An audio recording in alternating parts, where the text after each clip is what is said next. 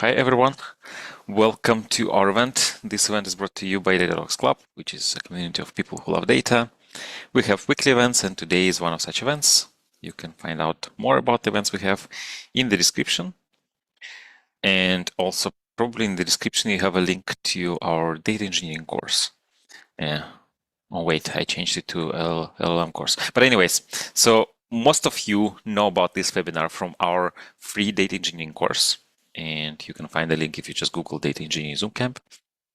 And today, I'll tell about that later because I have a few plugs here before I start. But yeah, so do not forget to subscribe to our YouTube channel. This way you'll stay up to date with all our notifications on all our future streams. Then we have an amazing Slack community. You can check it out. You can hang out with other data enthusiasts there too. If you come from the course, you obviously know about that, but if you don't, then check it out. And during today's presentation, you can ask any question you want. There is a pinned link in the live chat. Click on that link, ask your question, and we will be covering these questions after the presentation. And this is the last slide. And now this is what I wanted to say. Most of you know about this webinar because you are taking our free data engineering course.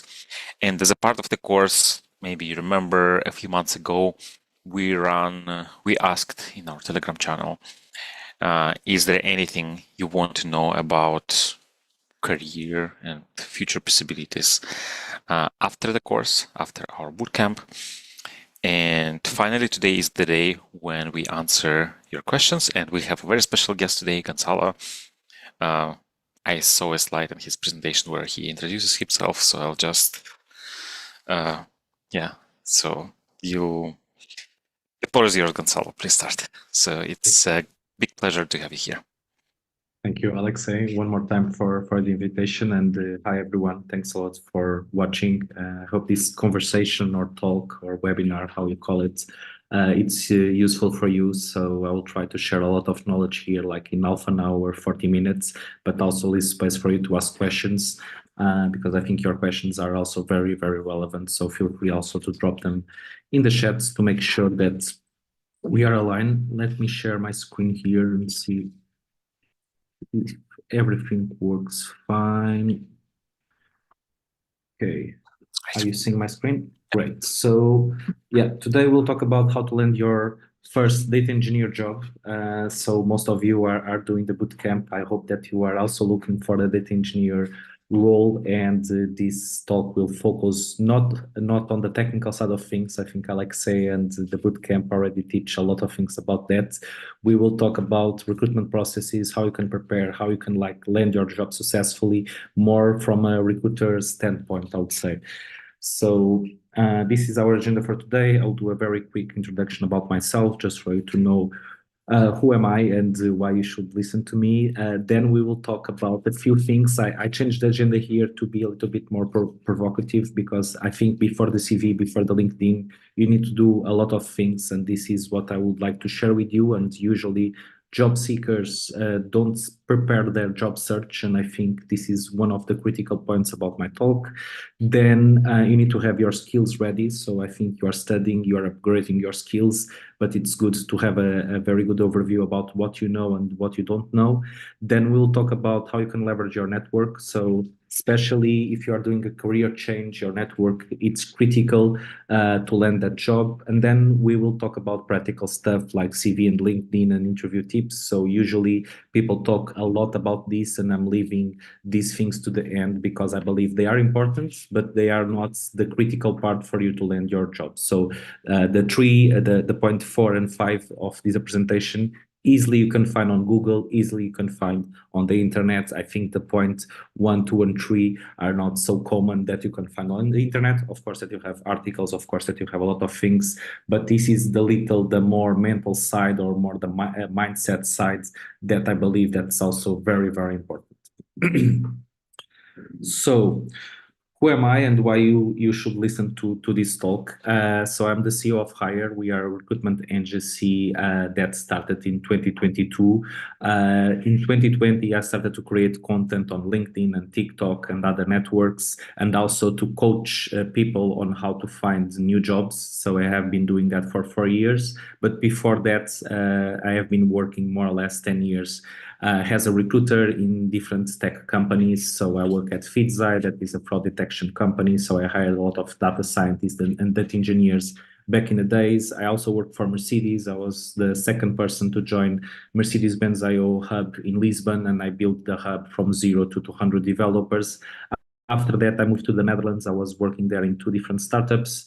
And after that, I decided to open my own company to travel more, to be able to coordinate my life with my professional. And I'm very happy since then. Hiire right now has 3 full-time recruiters, 1 marketing person, and we are growing. And we also have a career advisory component, so a B2C component where we help job seekers to find new jobs. So a lot of what I'm sharing, it's what I already practice since 2020 with different type of clients, with different type of friends, in order to help them to land new jobs. Because in my point of view, recruitment and job search, it's not a science. It's not something that you do 1 + 1 will be equal to. It's an art. You need to talk with people. You need to understand the market. There will be times in the market, like in 2022, that everyone was hiring like crazy, and then there was layoffs afterwards. And now we are in a stage where companies are being very careful on how to hire. So you also need to think a little bit about the market, and depending on the market, you need to change your approach as well. So this is not a plug and play. So even my presentation is focused on data engineers, but every situation, it's a situation. So always talk with people, always talk with friends, really to understand how the market is and how you can upgrade your skills and how you can see new opportunities, because things will change over time. So the first piece of content that I would like to share with you, it's stuff that you should do before you even send a CV. So I think sending a CV, it's of course, it's important. It's how you introduce yourself to companies. But if you think about the things that I add on these slides first, will be easier to land the right opportunity. Okay, because today, if you go to apply to a job on LinkedIn or in another job board, easily you'll find at least 100 people more applying for the same job.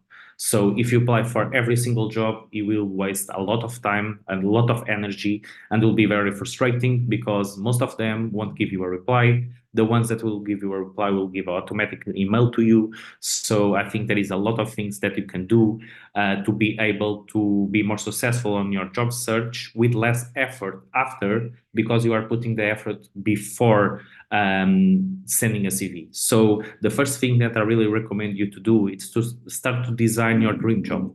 Okay, and this might sound like fancy, like why I should have a dream job. I need money to pay the bills. But if you are doing something that you like, it's much easier not only to land the opportunity, but also to strive on that opportunity. So I think that's very critical as well. So you can define your dream job with the type of company, the type of industry, the location itself, or if you want a 100% remote job. So define those criteria, open an Excel or a Google Docs, and really write this down. So what it's really a must for you. Like, I know there is a lot of people that go for data engineer because they are looking for a more remote friendly environment. So put that as a requirement. So if you just want a remote job, don't apply for jobs that are hybrid or on site. But if you have that flexibility, please do, because your pool of opportunities will be bigger if you don't restrain so much. But if there is stuff that is very important for you, you should write it down and make sure that you just apply for jobs with that criteria. So on that way, you'll apply for less jobs, but more interesting jobs for you. I think that's very, very important. And one more time, writing these things down, it's very worth it, because it will help you to visualize and to make sure that you are going on the right direction. Second thing, it's really your salary. So like I shared before, everyone works to pay bills. We need money in the end of the day. If you don't need it, let me know. I'm very interested to talk with you to see how you got there. But the salary, it's something very important for most of us, and decide what is your minimum salary with reason, right? Today you have tools like Glassdoor. For example, in Portugal, we have Teamlizer, that is something quite similar. You have Reddit as well, where you can find a lot of information about salaries.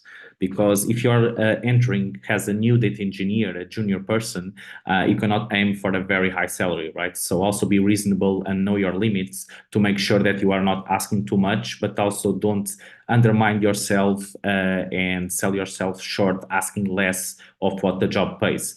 Because probably if you are asking less, they will see on you someone that is not so strong on their skills, and easily they will prefer someone else. And like I told you, the competition right now, it's huge. There is a lot of people looking for the same type of job that you are looking for. So it's very important to make sure that you know your worth, that you know the market, and then you can ask what is fair.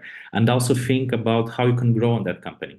So if it's a very small company, probably you'll be able to do more than data engineer on that company. But if it's a very big company, you'll be very focused on your data skills. So also think which type of environment you think you can strive more, you'll be happy, because that's very different. I would say that I always worked in startups until I went to Amsterdam, and I worked for Mercedes, but was in the beginning. And when I went to Amsterdam and I was working for a company of 2,000 people, and there was 16 people doing the same thing as me, I didn't have that much space, and I thought that was one more on the team, and I didn't like that. So I realized with that experience that I would thrive and I will be more successful in a smaller environment. But there is people that prefer to be in bigger companies. They will have more stability. They'll have more money to try new things. So, but they need to follow more rules. So understand a little bit the ups and downs of choosing one or another,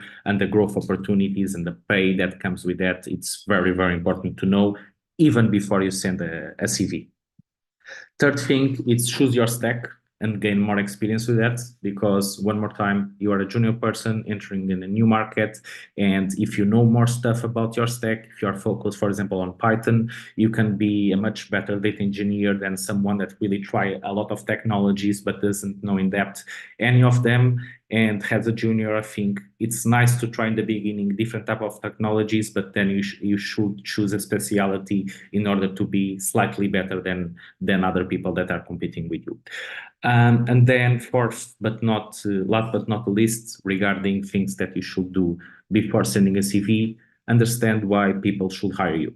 Everyone has their own strengths, everyone has their own weakness, and probably if you are in a boot camp, you already worked in other areas before. Think about that, think which type of skills, which type of transferable skills you can bring from the other jobs that you have, because that will be very beneficial one more time for a future employer. So as a data engineer, you'll be very similar in terms of technical skills with others, but your knowledge on the market, on the business, on your soft skills will be something that can help you to differentiate from other people. And that's very, very important that you have that knowledge before sending the first CV. So then a second step, I would say, it's have your skills ready. I think you are upgrading your skills right now with data talks and watching these webinars. It's very nice, but it's also very, very important to create a strong portfolio as a data engineer. How you can create a strong portfolio? There is many ways. You can do pet projects. You can do projects that you are doing with data talks in order to show your skills. You can see a friend that is building a data warehouse and helping them. You can go to challenge on Kaggle, for example, and start to do competitions. So I think there is many ways that you started to gather your skills, your portfolio, your website with your skills. There is a lot of different ways to show this, but you can have just a simple GitHub and having a repository of projects that you had, or you can build something bigger and have a website where you show the main projects that you do.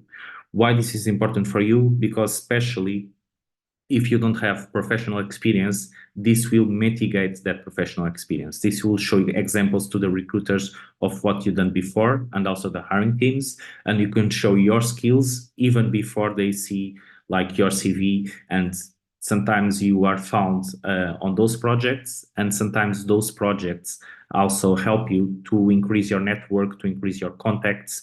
And if you work well in a pet project with a friend and they go to another place to work, probably they can give you a referral and it can be a hire on those places. So don't see this as only building portfolio and not and building only skills. This can give you much more if you invest the right time and the right effort on building your skills. And you will learn new stuff. And in this stage that you are looking for your first job as a data engineer, learning it's very important. Try new things, it's critical, and this will help you out to become not only a stronger data engineer, but someone that will be more sharp for new things that are showing up in the market. So this is a very important topic, because one more time, this will help you to differentiate from other people that are looking for the same thing as you. And believe me, there is a lot of people trying to do the same.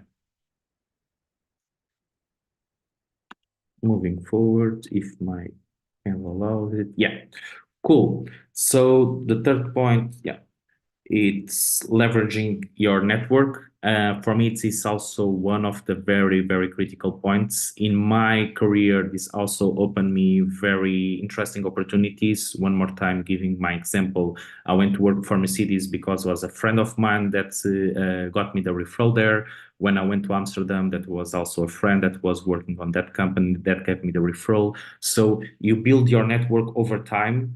And there is that saying that your network is your net worth, because it really can open doors that are not there. And sometimes there is opportunities that are not online that you wouldn't know if you wouldn't know that person.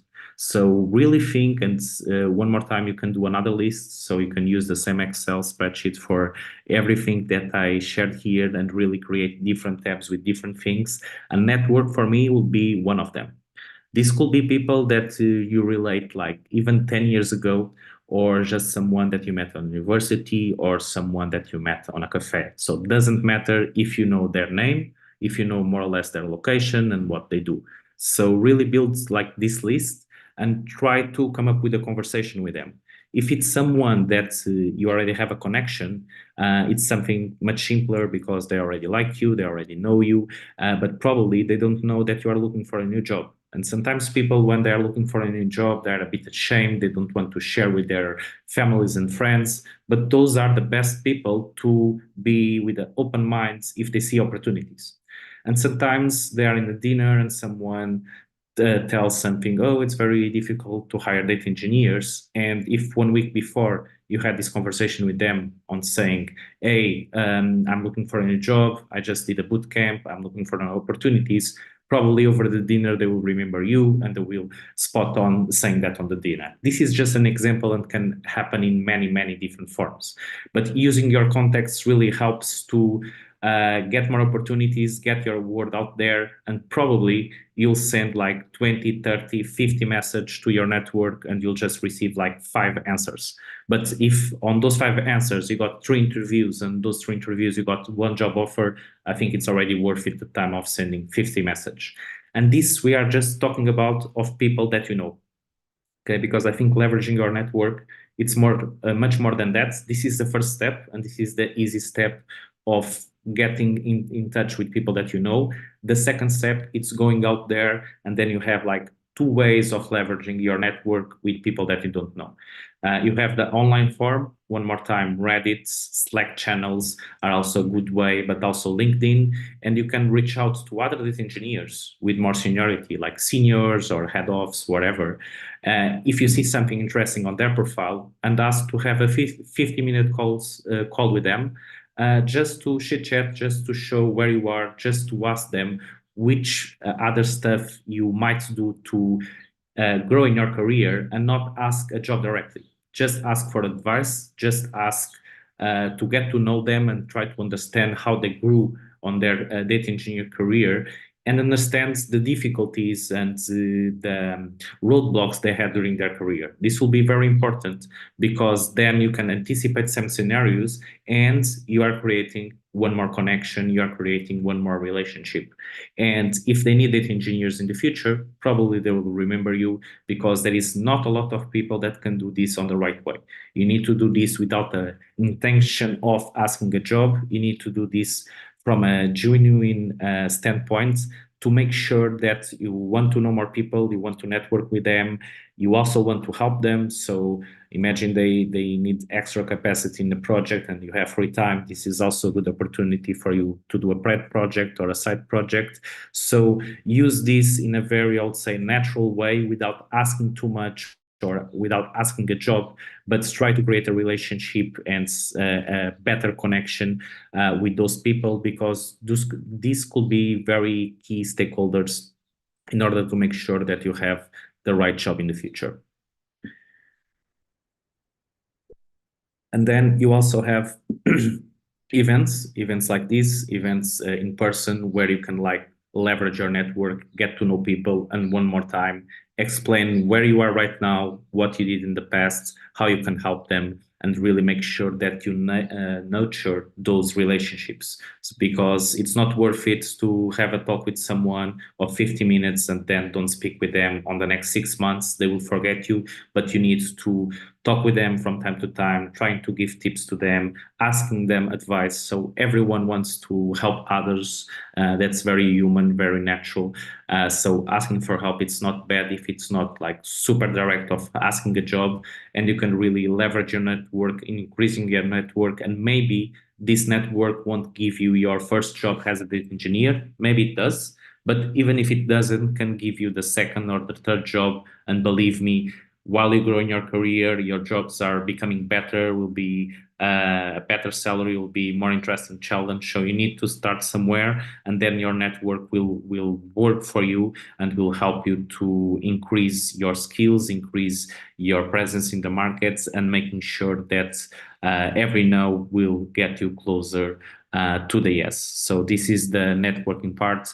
And one more time, I think this is very, very important, because a lot of opportunities will show up that won't be on the radar of the competition. So you really have a leverage here if you can leverage your network well. But this is a very time-consuming process. This takes a lot of time, a lot of energy, and also requires some courage on your side. Requires that you ask stuff that usually you are not used to ask. But in the end of the day, if you want different results, you need to try new things. And networking, it's all about trying, all about creating partnerships, building bridges together, and making sure that you know people that will help you in the future. Okay, let's go to the sauce of the presentation. So now we will talk a lot about the tools that you need. And there is two very, I would say, critical tools for everyone to land a job, not only on the data engineer side, but the CV and the LinkedIn are two of the most important tools that you can have, and you should spend time on them. But without the first slide that I show you, without knowing your strengths, without knowing which type of company you are looking for, it's much harder to build a good CV and to build a good LinkedIn. Because if you build your CV and LinkedIn with that in mind, which type of company I'm looking for, it's much easier to adapt that CV, adapt that cover letter, adapt everything that you need to send to the company, because we'll be more target.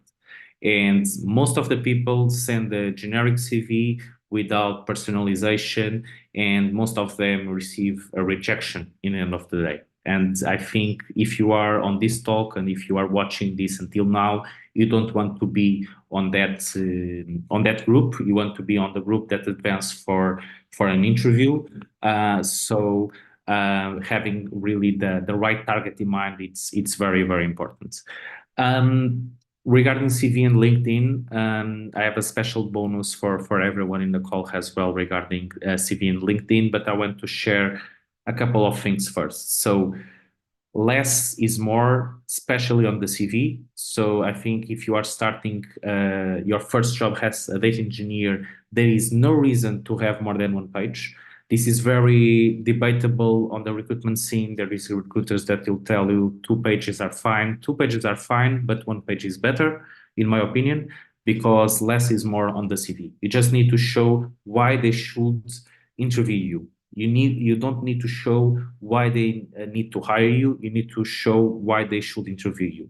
And basically, for a data engineer first job, you just need to resume your previous experience to show that this is not your first job, but is your first job as a data engineer, and which type of achievements you had in the past. So I think it's very important to talk about which results you had in your previous experience to show that you can do the same for another company in another field.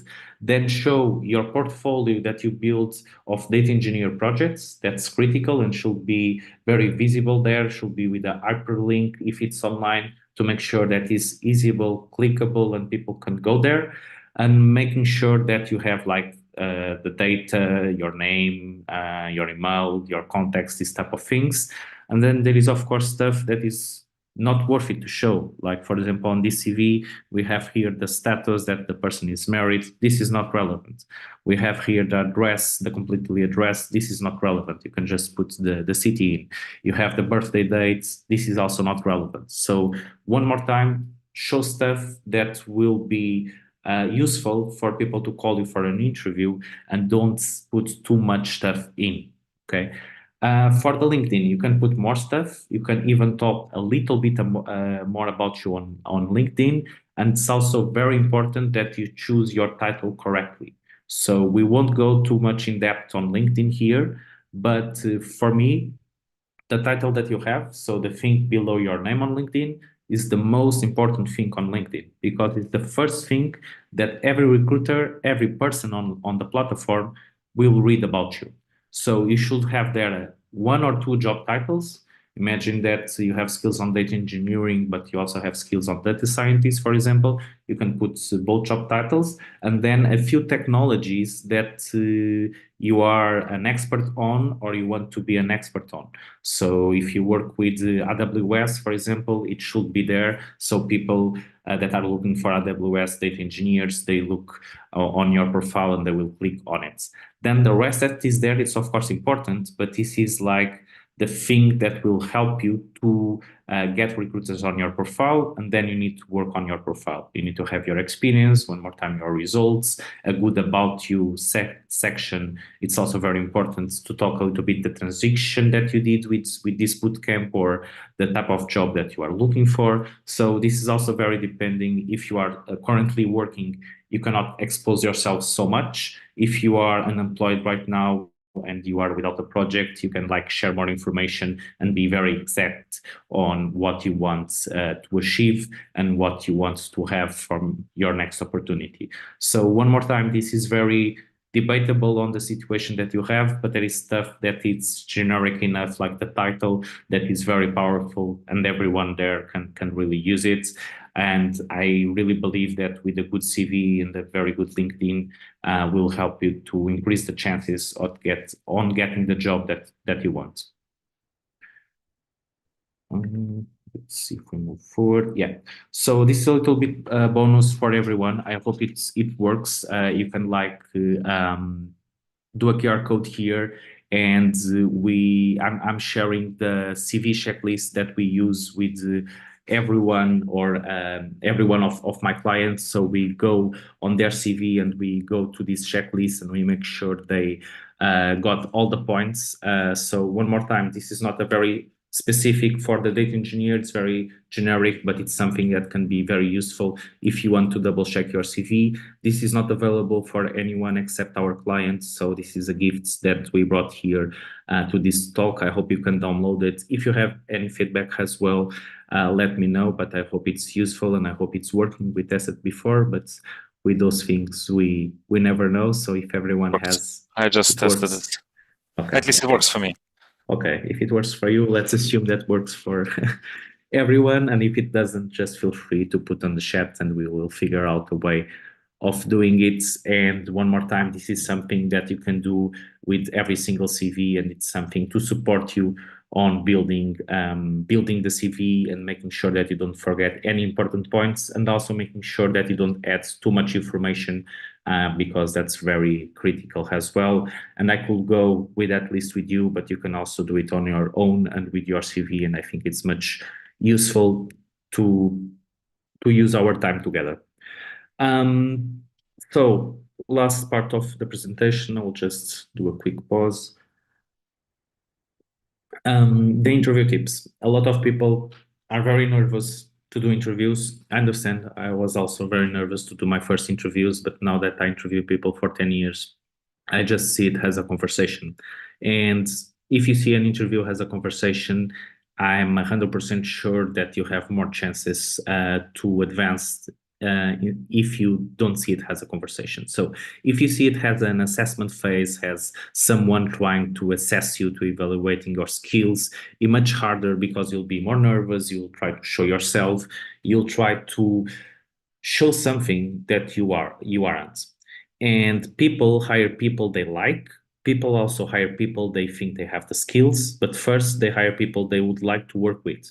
So that's why I see interviews as conversations. And me as a recruiter, I want to make sure that my candidates are comfortable as possible and they will be the most honest as possible. And if you are the most honest as possible, if you are sharp on the conversation, if you can create empathy with the other side, this will increase your possibility of passing, even if you are not the most expert person on a certain field. Just to give you another example on my life on how I passed interviews without having all the skills. When I started my career, my English was way worse than it is right now.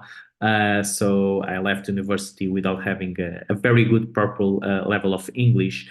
And when I started to go to interviews, everyone asked me my English level, and I was like, it's not good. I'm improving, blah, blah, blah, blah. And I was being rejected on those interviews. And then I went for a job that I really wanted. I was not qualified for it. They were asking for someone with a master, and I had a degree. And then the English question come forward. And I was like, well, I have two options here. I can say the truth, like I have been doing so far on interviews, and I'll be rejected. Or what I did was like, yes, of course, I can speak English. And then we started to have a conversation in English. And after 3 or 4 questions, she realized that my English wasn't perfect, but she really liked my attitude regarding the question. I usually don't advise people to lie about something they don't know, or to like, if you don't know something, it's good that you admit that you don't know, but also depends a little bit on the situation. On this situation, I showed that I was proactive. I showed that my English, even though wasn't good, I was confident enough to try to have a conversation. So in certain questions, will be good that you show off a little bit your potential, so the other side can see, okay, this person doesn't know it, but has the ways of knowing it. And in today's age, and especially on the data field, most of the things that technically you need to do can be found on Reddit, ChatGPT, Google. So you have a lot of ways of getting to know the information. But how you get there and how quickly you get there is another question. And I think this is much more important to pass to the interviewer, that you are able to research, that you are able to deal with problems that you never faced it before, than knowing all the answers step by step. Another type of interview tips that I want to share with you: be ready. So right now, with the information age, one more time, you have information about the interviewers. You can check their LinkedIn profile. You can see their career path. And if you do personal questions to the interviewer, like, I saw that you study on this university, I saw that you work on that company, this will help you one more time to create that empathy that I talked in the beginning, and will help you to be more likable to the other person. And then you also have a lot of information, not only about the job, but a lot about the business that that company has. So if you research the website, if you research the news, if you research at least 15 to 20 minutes before an interview or the day before, I think this will really help you to stand out, because I already did a lot of interviews. When I arrived to the interview and I asked the candidate, hey, what you don't know about the company? And they told me, oh, I just applied because it was a data engineer job. That's what I'm looking for.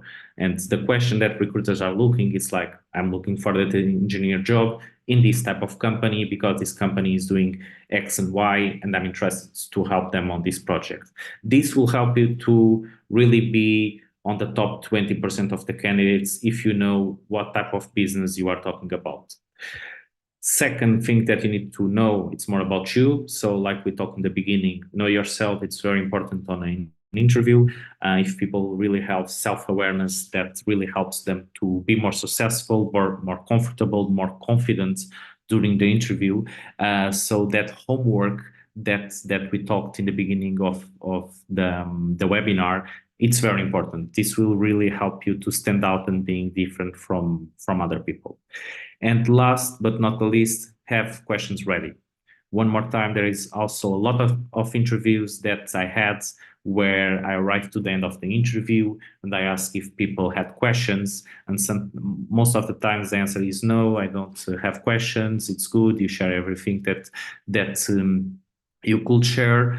However, I think that's not the right approach. I think if you have questions prepared, you show not only more interest in the opportunity, you show more curiosity about the opportunity, but also you will understand if this is the right opportunity for you. Imagine that we are talking about a hybrid opportunity and it's not clear on the job description. Ask how they operate remotely. Ask how often it's possible to go to the office. Ask why it's important for them to go to the office. So with this type of questions, you will interact with the interviewer, but also will make sure that the opportunity in front of you is the right one.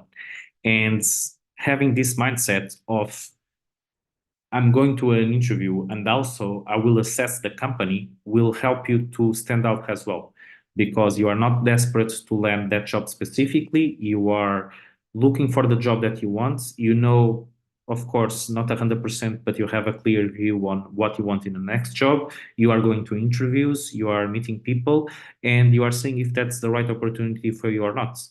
When I moved to the Netherlands, I went, I don't know, to 10 recruitment processes. I received 3 offers. On only the third offer I accepted because I was exploring the market.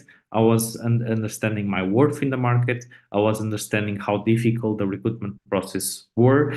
And I was trying to also create a network in a market that I never worked before. So if you go to an interview and you put yourself on the shoes that someone that can choose, it's very important. And nowadays is not only the companies that choose candidates, it's also the candidates that choose the companies. This is more clear and more evident when you become a senior professional. So because there is less seniors with certain expertise, and usually companies look for more senior people. So once you have a lot of professional experience, this is a way easier to do. You'll receive a lot of contacts on LinkedIn and you can choose easily your next opportunity. When you are a junior, anyway, I think you should be selective, and I think you should access well the companies that are in front of you, because especially as a junior, one very important point that we didn't discuss here, but I want to make sure that you also take this from the webinar. It's your leader will have a very, very big impact in your career progression, because your leader and your team, but especially your leader. Because it will be with that person that you'll grow technically or not grow, and will be with that person that you need to solve issues, and that person will help you to solve those issues. So if you choose the wrong leader, that will be harder for you to grow in your current company, but also outside of it, because it will be harder to change because you won't learn enough during that time. So if you choose a good leader, if it's someone that's really there to support your growth and to help you out to gain more skills, will be a way easier, because it will be more enjoyable, the work that you do with that person. But in the end of the day, you will also learn more from them. So it's very important to have that affinity, that empathy that I shared in the beginning with the interviewer, but also with your teammates and your manager, because we'll be with those people that you'll spend around 8 hours a day. and that's quite a lot, and that will be very important for your development as a data engineer, to really make sure that you are close to the right people, and making sure that those people can really help you out to grow.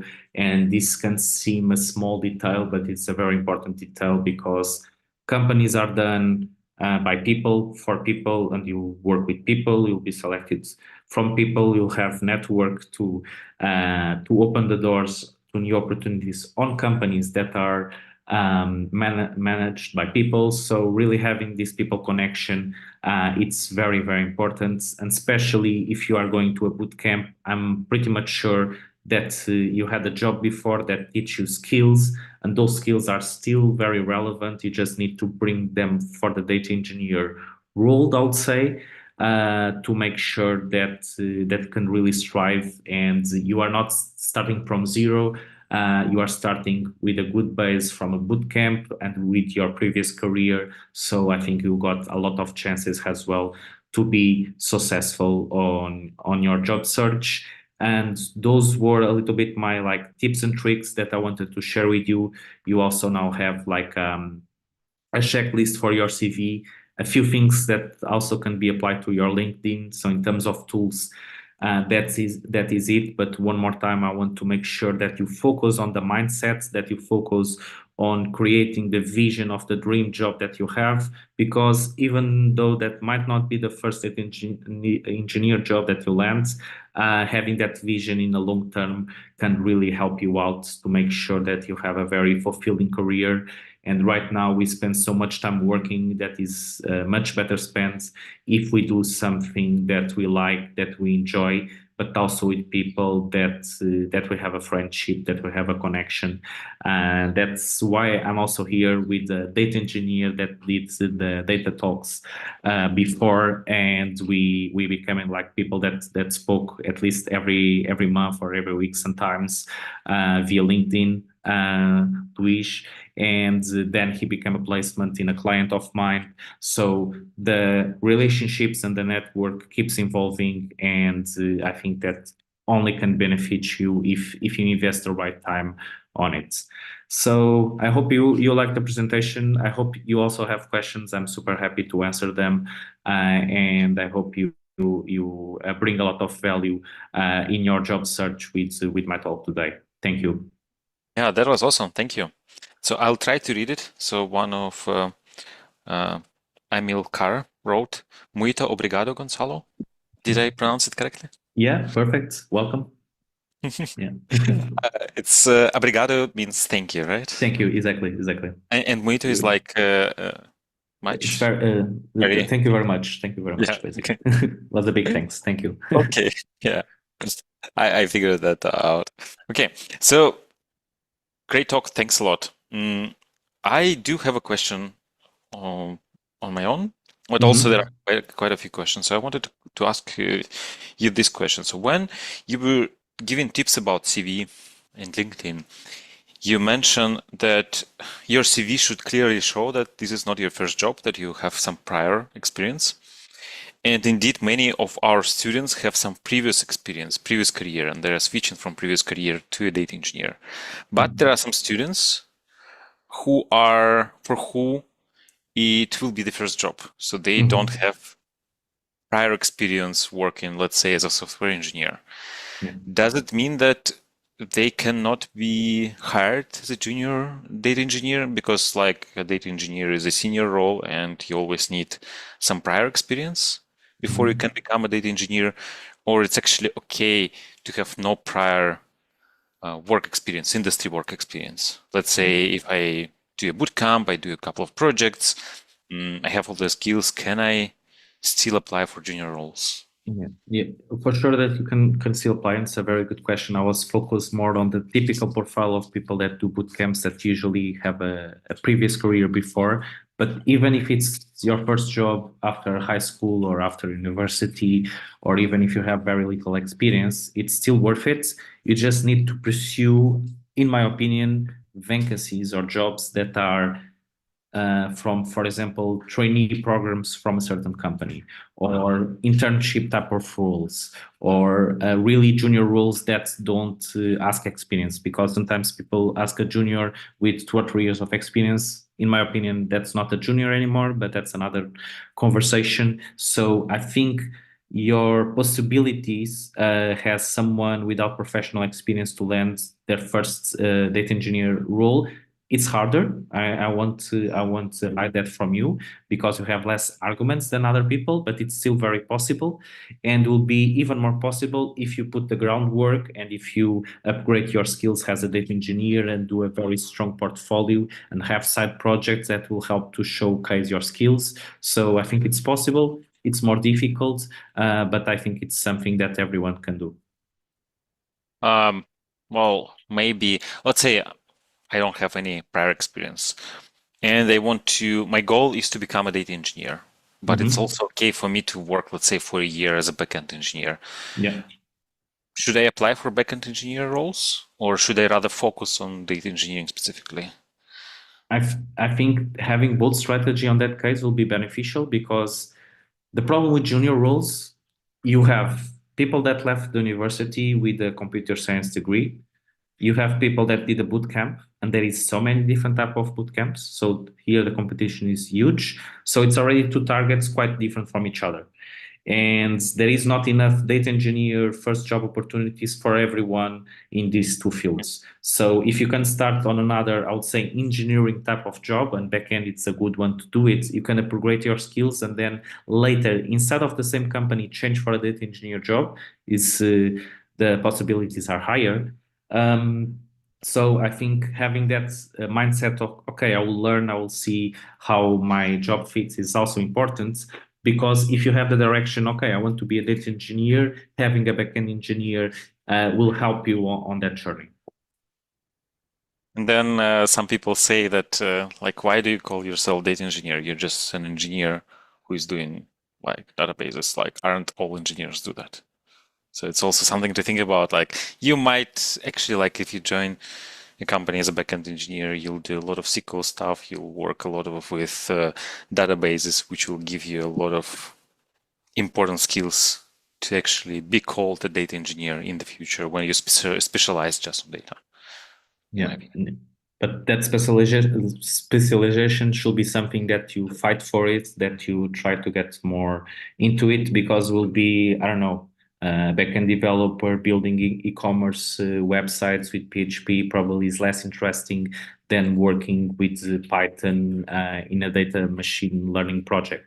So I think knowing as well the type of company, the type of work that you'll be doing, it's very important. And all the engineers are engineers, but then we have engineers with different specialities, and that's why we have people earning a lot of money as engineers and other people earning less money, because their speciality level, it's of course different.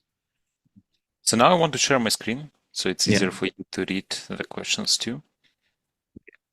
Let me see, because I have a small problem with my screen now. So I might enter in another device as well, just to make sure that I have all the questions. I can But if stop you, sharing your screen. So if I start sharing, yeah, if you can stop uh, sharing, it would be great. so now I should be sharing your screen, my screen, but I don't know if you see what I share.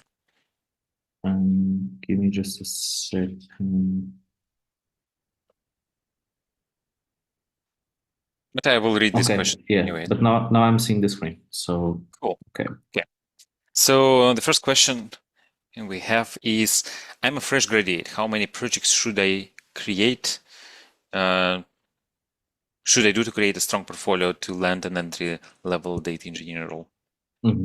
Yeah, good question. I think it's not only about the number, it's more about the complexity of the project. And here it also depends on how demanding is your market.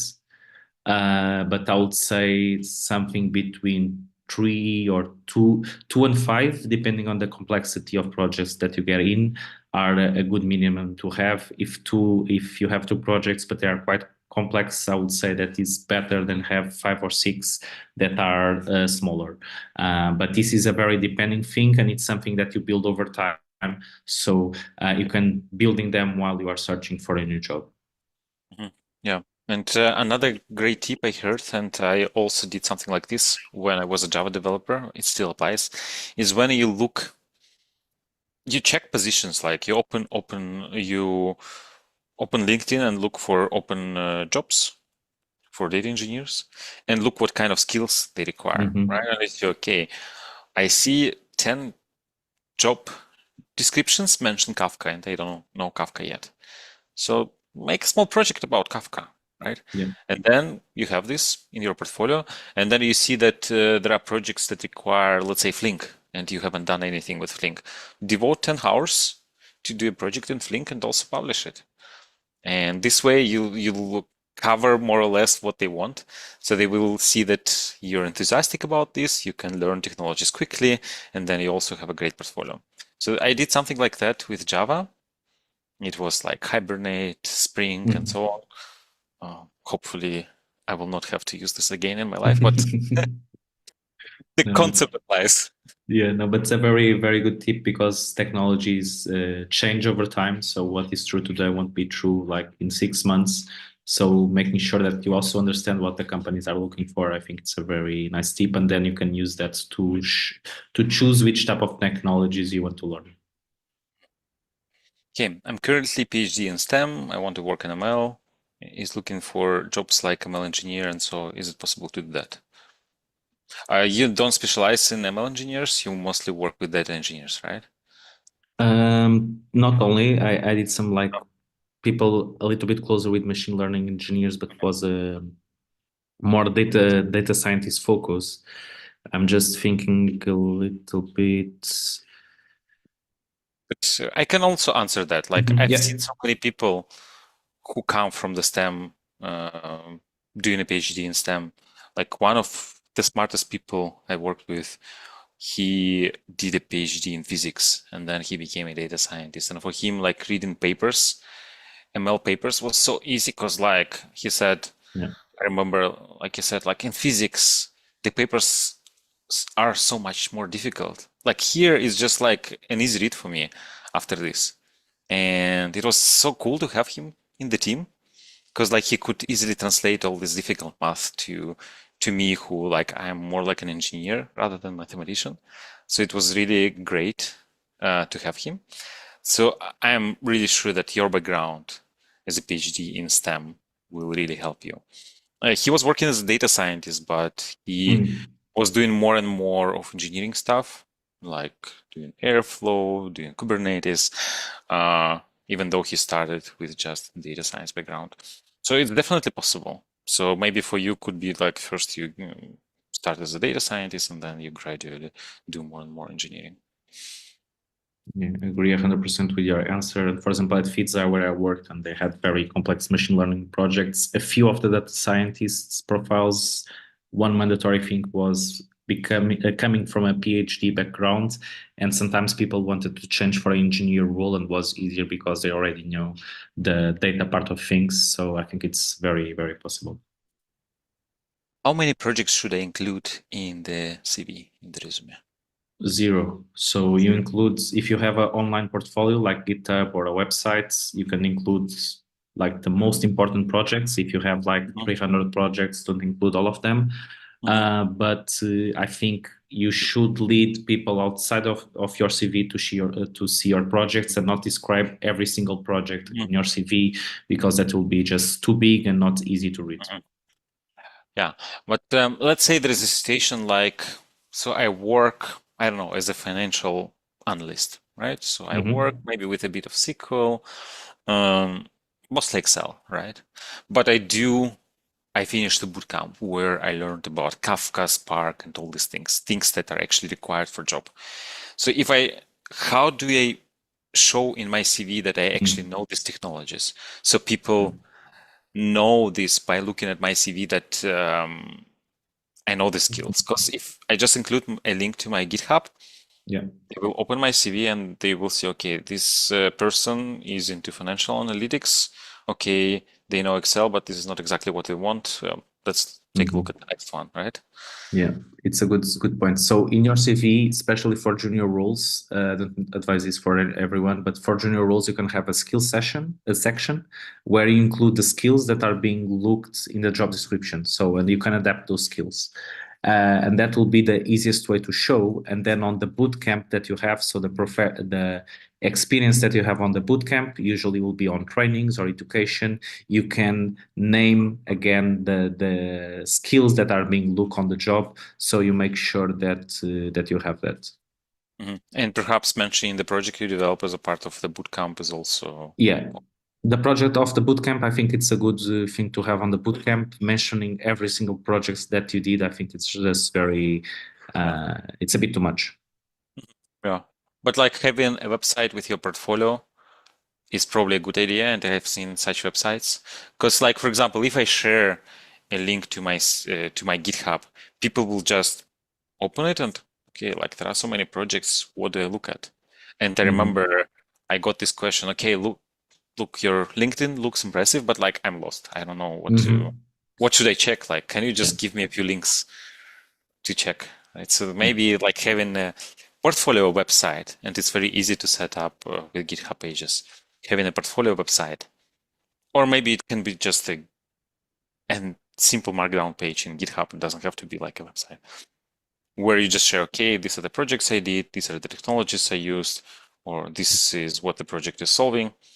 So then you can just easily forward this link and people don't have to, or include this in your CV, right, as a link. So people don't have to scroll through like all your pet projects that you did 10 years ago. Yeah, exactly. And I think we covered that, right? If I'm new to data engineering and successfully completed the Zoom camp, how do I represent it on my CV? We just answered that, right? It's answer, yeah. Do you look at online portfolios? Is it worth setting up a demo website? I think I just did. I just said that it's worth it, but like, what's your opinion? Yeah, no, it's super worth it, and I think it's needed, especially when you start your career and people look at it. They might not look at yours, so they won't look to every single of them. So you need to get them their attention, but they, of course, they look into it, and that will be one of the criteria that you'll use to advance people for an interview. And even after a first interview, that will be something that they might use to assess your technical skills. So I think it's very important to have it. Because like, if I have experience, maybe nobody cares about my online portfolios, right? But if I don't have a lot of experience, then maybe this is a plus. Even with people of experience, I think in some roles it's relevant.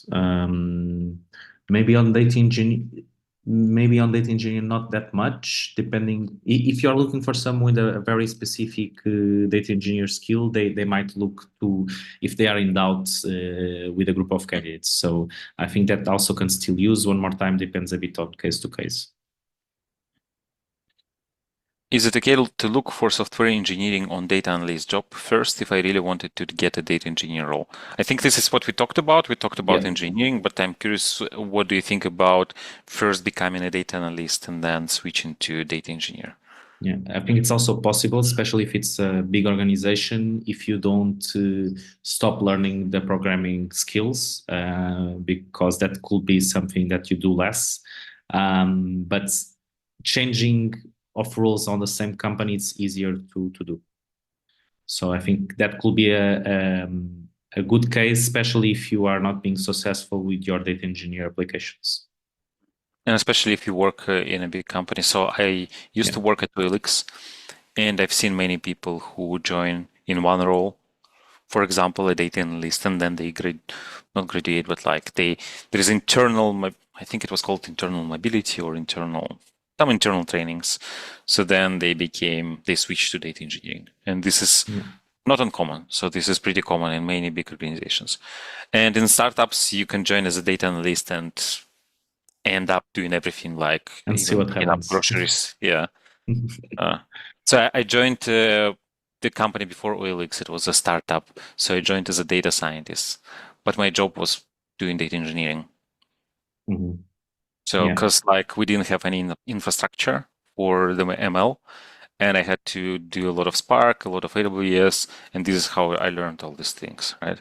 And in addition to that, like because the team is the company was so small, like everyone was doing everything. So Okay, yeah. it's normal in startups. You need to. Okay, let's maybe take the last one. I have heard that cloud qualifications are really desirable.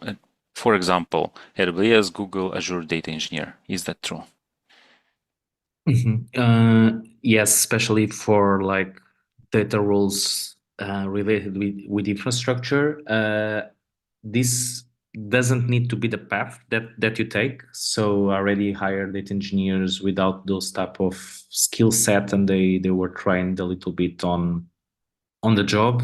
At the same time, it's a skill that I think it's increasing in the markets, that you know at least one cloud provider, and that can really help you to land different type of opportunities. But for a first job, it might not be something that it's super mandatory, depending on the company and how big the company is. Mhm.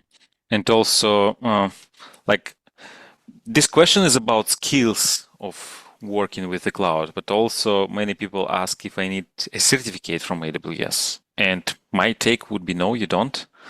But preparing for a certificate will actually. So this is what I did. So I was preparing for a certificate, but I didn't take the exam at the end because I thought, okay, I actually know enough. Like I don't need to bother with the certificate because, like, what's the point of the certificate if all I need was skills, right? Yeah. So that's also a good approach. Yeah, it's a good approach. Also depends on the company. There is companies that say, "Oh no, you need to have a certification in AWS Yeah, like because we consultants. Yeah. want." Yeah. Another things is like you need professional experience with AWS. So if you prepare for the certification, you are closer to it. So one more time, I think this is not a science; it's an art. That's why sometimes it's so difficult for people to understand, because depending on what you want, one approach is fine, another one is not. Mhm. Yeah. Okay, Gonçalo, thanks a lot. Thank you. Muito obrigado. So No, it thank you was a very much. pleasure talking with you. Thanks for doing this excellent presentation and answering all the questions. And thanks everyone for your activity and engagement too. I hope it was very useful.